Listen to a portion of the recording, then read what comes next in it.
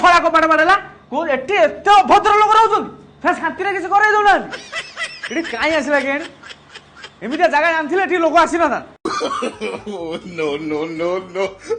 ଆରେ କବାଟ କିଏ ଦେଲା ଲତା ଲତା ଆରେ ତା ଭିତରେ କାଇଁ ପଶିଲ ତା ଭିତରୁ ପଶିଥିଲେ ଆକ୍ଚୁଆଲି ଆପଣଙ୍କୁ ଖୋଜି ଆପଣ ତ କାଇଁ ତା ଭିତରେ ନଥିଲେ ବାହାରେ ଠିଆ ହେଇଥିଲି ସାର୍ ସାର୍ ଆପଣ ଏଇଠି ମୁଁ ଚାରିଆଡେ ଖୋଜିଲେଣି ଆପଣ ଏଠି କଣ କରୁଛନ୍ତି? ଆରେ ତାଙ୍କ ରୁମ୍ ଟା ଅନ୍ଧାର ହେଇଯାଇଥିଲା ମୁଁ ଇଲେକ୍ଟ୍ରିକ୍ ବଲ୍ବ ଲଗେଇବା ଯାଇଥିଲି ଆଉ ଥରେ ଆସିଲେ ପୋଲିସରେ କେସ୍ ଦେ ନାଇଁ ନାଇଁ ନାଇଁ ଖାଲି ଶାଳୀକି ଆଣିକି ଆଇଛି ବୋଲି ଏତେ କଥା ଯଦି ସ୍ତ୍ରୀ ଯାଇଥାନ୍ତା ନାରୀ ମହଲ ଯାଇଥାନ୍ତି ତମେ ଭିତରକୁ ଚାଲ ଏଇ ଥାନ୍ତୁ ତମେ ଭିତରକୁ ଚାଲ ଚାଲ ଚାଲ ତମେ ମନା କରୁଛ ବାରମ୍ବାର କାଇଁ ବାହାରକୁ ଆସୁଛ ଆଣି ଦେଇଥାନ୍ତା ଭିତରୁ ପଶି ମୁଁ ବାପ ଯାଇଥିଲି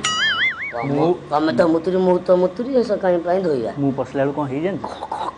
କଣ ଦେଖିଲା ସେ ଝିଅଟା ତାଜାରେ ଓଳିଛି ଆଉ ମାଡ଼ ଖାଇନି ଚାଲ ପଳେଇବା ସେ ଶଳା ଯାହା କରୁଛନ୍ତି କରନ୍ତୁ ସେ କଥା କଣ କି ବୁଣ୍ଡ ଆମେ ଗୋଟେ ଓୟରେ ଚାକିରି କରୁଛନ୍ତି ବୋଲି ଆମର ନିଜର ବୋଲି କିଛି ଜିନିଷ ନାହିଁ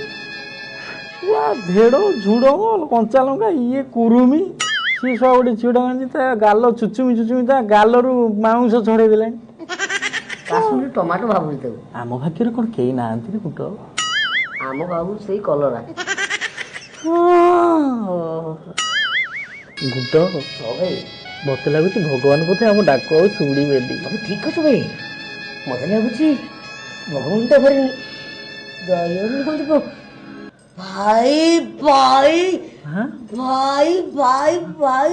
ଭଗବାନ ଆମକୁ ତ ଶୁଣିଛନ୍ତି ଭାଇ